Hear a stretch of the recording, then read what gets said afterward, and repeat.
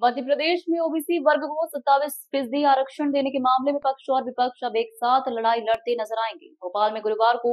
मुख्यमंत्री डॉक्टर मोहन यादव की अगुवाई में आयोजित हुई सर्वदलीय बैठक में यह फैसला लिया गया है। बैठक में तय हुआ है कि अब दोनों पक्ष के वकील आपस में मिलकर ओबीसी वर्ग को आरक्षण दिलाने के लिए काम करेंगे।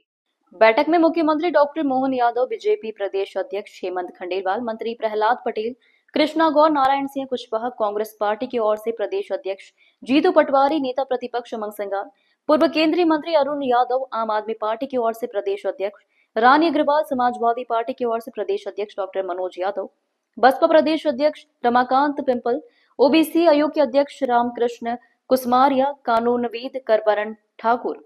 साथ भाजपा के मंत्री और अधिकारी मौजूद रहे। दरअसल सर्वदलीय बैठक से एक दिन पहले मुख्यमंत्री डॉक्टर मोहन यादव गृह नगर उज्जैन के प्रवास पर थे। उज्जैन में सीएम डॉक्टर मोहन यादव ने कहा था कि हम 27% आरक्षण देना चाहते हैं। सरकार और पार्टी का रुख साफ है। कांग्रेस भी कहती है कि वह 27% आरक्षण चाहती है। सर्वदलीय बैठक खत्म होने के बाद मुख्यमंत्री डॉक्टर मोहन यादव ने कहा कि सभी राजनीतिक दलों ने मिलकर तय किया है कि राज्य में ओबीसी वर्ग को 27% आरक्षण दिलाना है। सुप्रीम कोर्ट में इस विषय पर सुनवाई नहीं चल रही है और 22 सितंबर से लगातार हायरिंग होगी।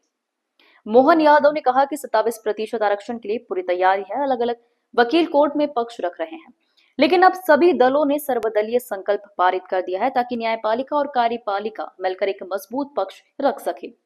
सरकार द्वारा आज ये सर्वदलीय बैठक हमारी बुलाई गई थी, जिसमें भारतीय कम्युनिस्ट पार्टी, आप पार्टी, समाजवादी पार्टी,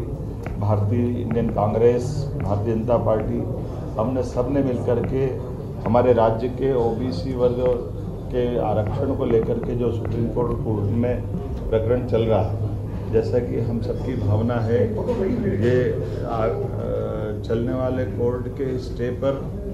चूँकि कांग्रेस भी और बाकी अपोजिशन पार्टी भी और भारतीय जनता पार्टी भी सबने अपनी विधानसभा में भी इस बात को स्पष्टता के साथ रखा था कि 27% आरक्षण देने में हम यूनानिमस तैयार हैं। तो चूँकि कोर्ट में अलग अलग वकील लड़ रहे हैं, अलग अलग प्रकार से प्रकरण है, लेकिन चूँकि सुप्रीम माननीय न्यायालय ने एक निर्णय लिया कि वो 22 सितंबर से डे टू डे की इसकी हियरिंग करेंगे। ऐसे में डे टू डे की हियरिंग करने में हमारे सब वकीलों का भी मत इकट्ठा आए या वो वकील बैठ करके डिसाइड कर ले कि क्या हो सकता है, वो उस तरह से अपनी लाइन बनाए। हम सब मिलकर के हमारे जो विधानसभाओं के अंदर अलग अलग हमने सबने अपनी बात का समर्थन दिया था, उसी बात के लिए दोबारा आज हम सब बैठे भी हैं और एक सर्वदलीय संकल्प हमने भी पारित किया है, जिसके आधार पर ये ओबीसी आरक्षण देने के लिए एकजुटता